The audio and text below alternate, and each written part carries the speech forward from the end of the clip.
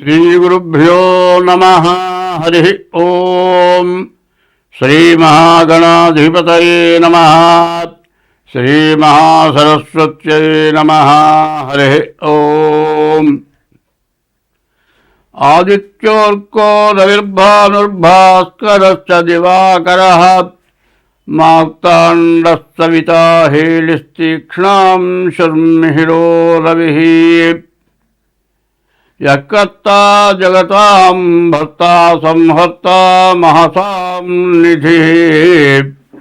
ప్రణమామి తమాదిత్యం బహిరంతస్తమోపహం.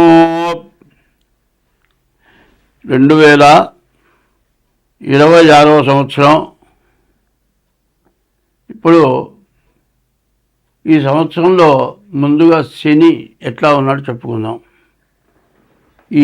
ఏ రాశికి ఎట్లా ఉన్నాడు శని ముందు ముఖ్యంగా మనం చెప్పుకోవాలి. అయితే దానికి ముందుగా ఒక విషయం చెప్పుకుందాం. ఎట్లా అంటే అసలు 2025 నుంచి 2028 వరకు 2025 టు 2028 వరకు కూడా గ్రహస్థితులు పూర్తిగా బాగాలేవు. ఈ గ్రహస్థితులు బాగా లేకపోవటం కారణం ఏంటంటే ముందు స్వార్థం అనేది బాగా ఎక్కువగా పెరిగిపోయింది. ప్రతివాడు ఎట్లా ఉన్నాడంటే తనకంటే ఎక్కువ వాడిని చూసి వాడిలాగా నేను ఎట్లా అవుతాను. ప్రతివాడు కూడా ఆలోచన ఎట్లా ఉంది. కొన్ని కోట్లు టాటా బిర్లా ఇట్లాంటి వాళ్ళు ఉన్నారు, మరి లేకపోతే సినిమా యాక్టర్లో ఉన్నారు, లేకపోతే రాజకీయ నాయకులు ఉన్నారు. వాళ్ళు 100 కోట్లలో ఉంటున్నారు. మనం కూడా ఎట్లా పెరగాలి అనేటువంటి ఆలోచన ప్రతివాడికి వస్తుంది. కొంతమందికేమో ధర్మమైన మార్గంలో వస్తుంది కోట్లు. బిజినెస్ ద్వారా రావచ్చు, బిజినెస్ వ్యాపారం ద్వారా కూడా కొన్ని పొరపాట్లు చేస్తే కూడా రావచ్చు. అదే యాక్టర్లు అనుకోండి, వాళ్ళ మంచి యాక్టర్ అయితే వాడికి ఒక వేషానికి ఎంత తీసుకుంటారు, అట్లా కూడా వాళ్ళు సంపాదించుకోవచ్చు. కానీ మనమందరం కూడా అట్లా సంపాదించుకోవాలంటే అవుతుందా కాదా అనే ఆలోచన లేదు. ఎప్పుడు కూడా ఏమవుతుందంటే వాళ్ళ పరిస్థితి ఏం చేయాలంటే ప్రతివాళ్ళు కూడా మనకంటే కింద వాడిని చూసి, మనకంటే తక్కువ వాడిని చూసి మనం బాగున్నాం, మనకంటే కష్టపడేవాడిని చూసి, ఇబ్బంది పడేవాడిని చూసి వాడికి ఏదైనా సహాయం చేద్దాం అనే మనస్తత్వం ప్రతి వ్యక్తికి ఉండాలి. మనకంటే గొప్పవాళ్ళని చూసి మనం వాళ్ళగా ఎట్లా అవుతాం అనుకోవటం మంచిది కాదు. మనకంటే తక్కువ వాడిని చూసి మనం బాగున్నాం, మన చేతనే సహాయం మనం చేద్దాం అనుకుంటే దీన్ని చూస్తే కోటీశ్వరుడు కూడా మిగతా వాళ్ళకి సహాయం చేస్తాడు.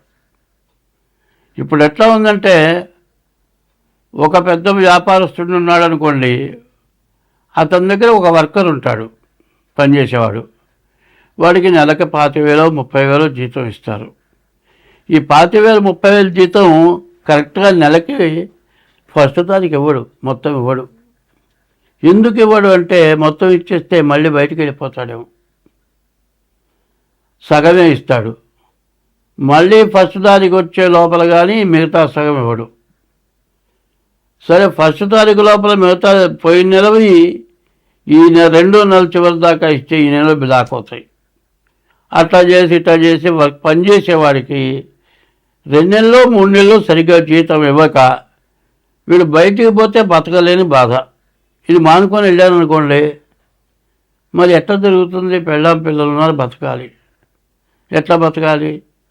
ఇస్తాడులే, ఉన్నవాడే కదా, ఏదో రకంగా ఇస్తాడు. వాళ్ళ దగ్గర ఇప్పుడు లేదేమో, తర్వాత ఇస్తాడు వీడు ఆశపడి తినకో పని చేస్తాడు.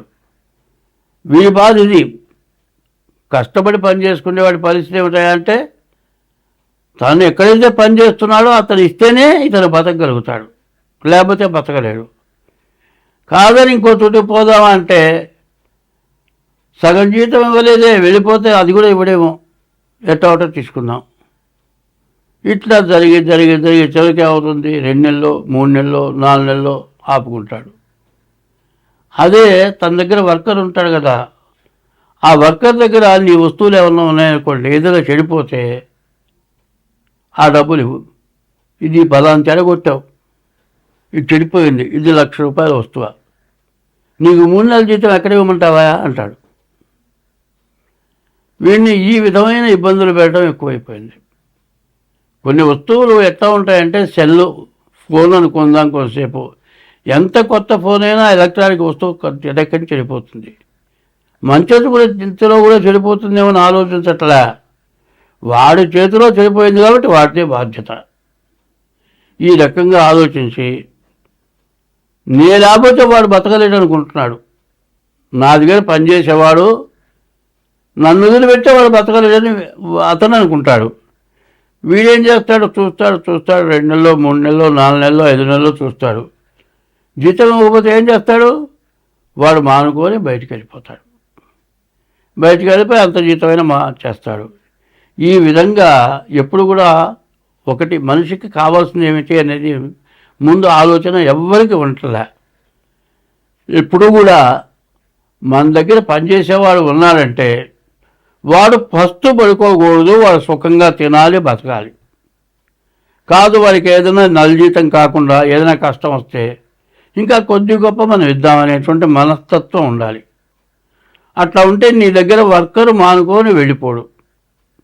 అదే కాదు, నీ వర్క్ ఖచ్చితంగా బాధ్యతగా చేస్తాడు. అది ఆలోచించట్లే. ఎంతసేపు జీతం సరిగా ఇవ్వకుండా వాడిని ఇబ్బంది పెట్టి వాడు వెళ్ళిపోకుండా నీ బ్లాక్ చేస్తున్నాను, వాడే పడి ఉంటాడు అనేటువంటి దురాలోచన ఎట్లా ఉంటుందో వాడిని ఇబ్బంది పెట్టడమే దురాలోచన.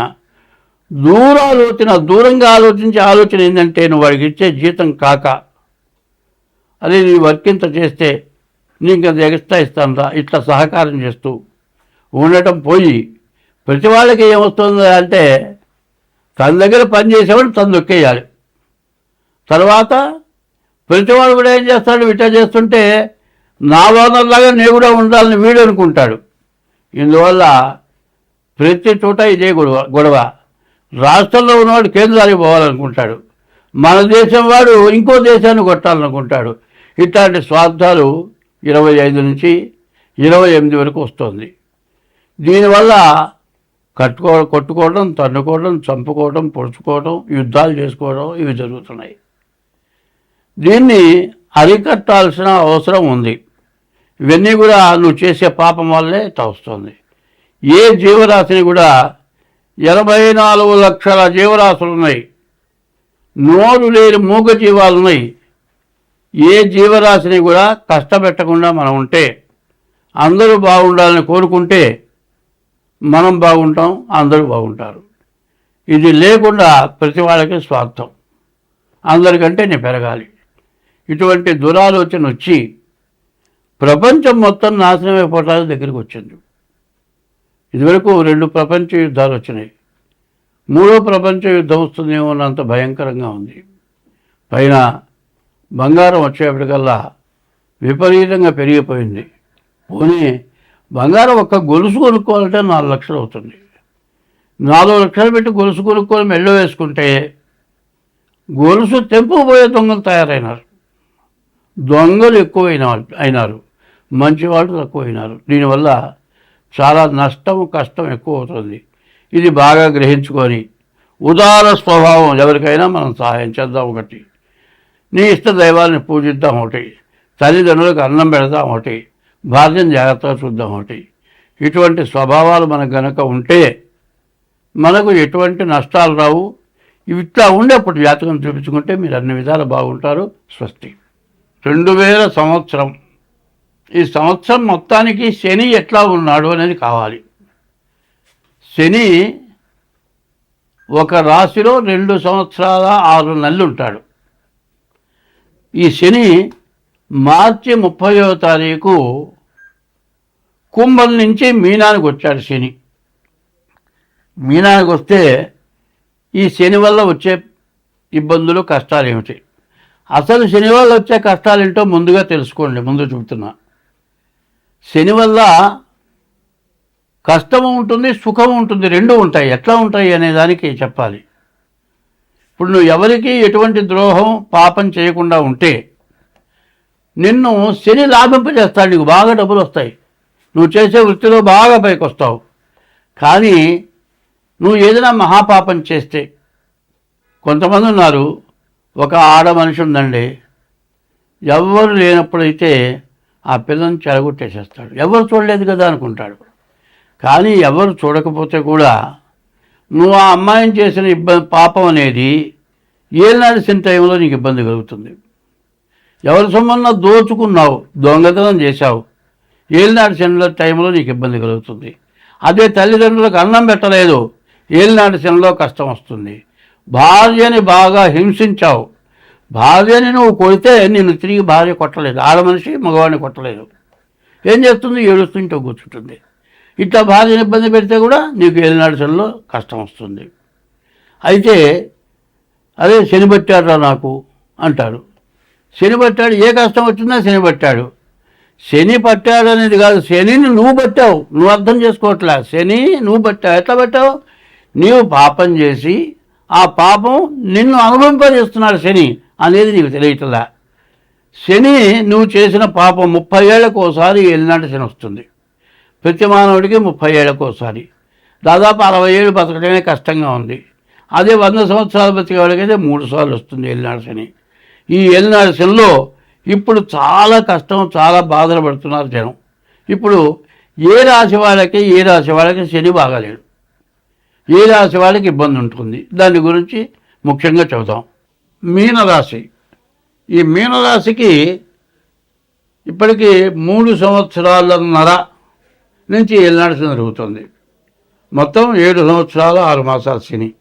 7 సంవత్సరాలు 6 మాసాలకి శని 12 2 సంవత్సరాలు 6 మాసాలు ఉన్నాడు. మీనానికి వచ్చి సంవత్సరం అయింది, 3 సంవత్సరాలన్నర అయిపోయింది, ఇంకా 4 సంవత్సరాలు శని పూర్తిగా బాగాలేడు. ఈ రాశి వాళ్ళు చాలా జాగ్రత్తగా ఉండాలి. ఎక్కడ ఎటువంటి సమస్య వచ్చినా సర్దుకోవటం మంచిది. ఇప్పుడు ఒక్కోసారి ఏమవుతుంది, ఎదురొస్తాడు ఒక్కోడు, బండి మీద వచ్చి మళ్ళీ గుద్దుతాడు, ఏయ్ సరిగ్గా పోవాయా, చూసిపోవాయా అంటాడు. వాడు చూడకుండా వచ్చి గుద్ది మనల్ని అంటాడు, వాడు చేసింది వాడు తప్పట్లాంటి పెట్టుకొని మనల్ని అంటాడు. ఇట్లా అనవసరమైన గొడవలు వస్తూ ఉంటాయి. నువ్వు ఎక్కడన్నా వ్యాపారం చేసే చోట అయినా సరే, నీ దగ్గర పనిచేసేవాడు కూడా ఎలా పని సరిగ్గా చేయవేందంటే, డబ్బులు బాగా ఇప్పుడు నేను వెళ్ళిపోతానంటాడు. ఇట్లా అహంకారాలు, ఎట్లా అంటే అహంకారాలు అంటే ఉన్నవాడి కంటే మరి బాగా సంపాదించేవాడి కంటే వాడి దగ్గర పనిచేసేవాడు ఎదురు తిరుగుతాడు. వాడు ఎదురు తిరిగితే వీడికి ఎట్లా ఉంటుంది, అరే నీ జీతం ఇచ్చి వీడిని పోషించి వీడు ఎదురు తిరిగాడేందిరా అని వాళ్ళకి అనిపిస్తుంది.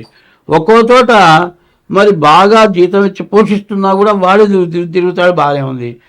మరి ఉన్నవాడు జీతం ఇవ్వక వర్కర్ని ఇబ్బంది పెడతాడు. ఇట్లా కూడా ఇబ్బంది జరుగుతుంది. అట్లాగే ఈ మీనరాశికి కూడా ఇంకా 4 సంవత్సరాలు శని బాగాలేడు. డేట్ ఆఫ్ బర్త్ ద్వారా జాతకం చూపించుకోండి, మీకు అన్ని విధాలు బాగుంటుంది. స్వస్తి.